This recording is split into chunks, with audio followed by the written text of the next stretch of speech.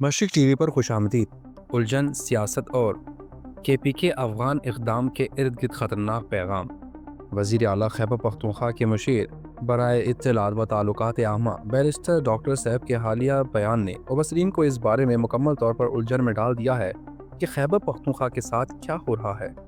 وفاقی حکومت کے ساتھ اس کے تعلقات اور پاکستان اور افغانستان کے تعلقات کا وسیع تر مسئلہ یہ دیکھنا واقعی حیران کن ہے کہ اس طرح کے حساس اور سنگین بین الاقوامی معاملے کو ملکی سیاسی پوائنٹ سکورنگ میں گھسیٹا جا رہا ہے، جس میں پریس ریلیزز تقریباً غیر معمولی طور پر جاری کی جاتی ہیں، جس سے میڈیا کے پی اور وفاقی حکومتوں کے درمیان میدان جنگ میں بدل جاتا ہے۔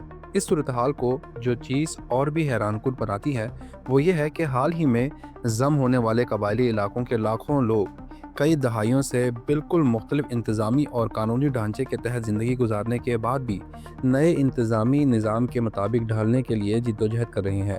یہ لوگ استحکام، ترقی اور مخلصانہ حکمرانی کے مستحق ہیں، نہ کہ صوبائی اور وفاقی حکام کے درمیان سیاسی ٹگ آف وار میں پیادے بننے کے۔ بیرسٹر صاحب کا خیال ہے کہ کے پی مجوزہ جرگے یا براہ راست بات چیت کے ذریعے افغانستان کے ساتھ تعلقات بہتر بنا سکتا ہے۔ اگر اس طرح کی پہل حقیقی طور پر امن میں حصہ ڈال سکتی ہے تو اس کا خیر مقدم کیا جانا چاہیے، تاہم یہ متعدد محاذوں پر خطرناک اشارے بھی بیچتا ہے۔ سب سے پہلے اس سے پتہ چلتا ہے کہ وفاقی حکومت افغانستان کے ساتھ امن قائم کرنے میں نہ تو سنجیدہ ہے اور نہ ہی حقیقی طور پر دلچسپی رکھتی ہے۔ جب کوئی صوبہ اس طرح کی اہمیت کے حامل بین الاقوامی معاملے پر قیادت کرنا شروع کرتا ہے تو دنیا کو ایک ایسا وفاق نظر آتا ہے جو خارجہ پالیسی پر متضاد اور بے سمت ہے۔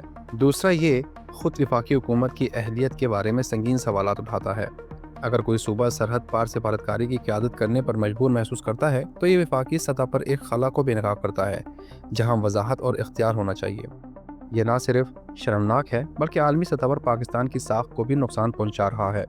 تیسرا اور شاید سب سے خطرناک پیغام یہ ہے کہ پاکستان میں کچھ عناصر اب بھی افغانستان کو ایک خود مختار قوم کے طور پر دیکھنے کے بجائے ایک منحصر علاقے کے فرسودہ اور تکبر کے عینک سے دیکھتے ہیں، جس کا اپنا حق خود ارادیت۔ یہ ذہنیت تاریخی طور پر تباہ کن پالیسیوں کا باعث بنی ہے اور اگر یہ جاری رہی تو یہ صرف افغان ناراضگی اور دشمنی کو ہوا دے گی۔ سیاست کرنے کے بجائے صوبائی اور وفاقی دونوں حکومتوں کو یہ تسلیم کرنا چاہیے کہ افغانستان کے ساتھ امن پاکستان کے لیے معاشی موقع ہے۔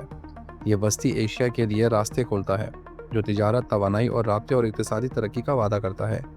شکوک و شبہات اور دشمنی کے تھکے ہوئے بیانیے کو بھی آخر ختم کیا جانا چاہیے اور تنازعات پر پھلنے پھولنے والے سیاسی اور دفاعی بازوں کی آوازوں کو خاموش کیا جانا چاہیے۔ پاکستان اور افغانستان کے عوام پرامن مستقبل کے مستحق ہیں، سیاسی تھیٹر کے نہیں۔ مشرق ٹی وی دیکھنے کا شکریہ۔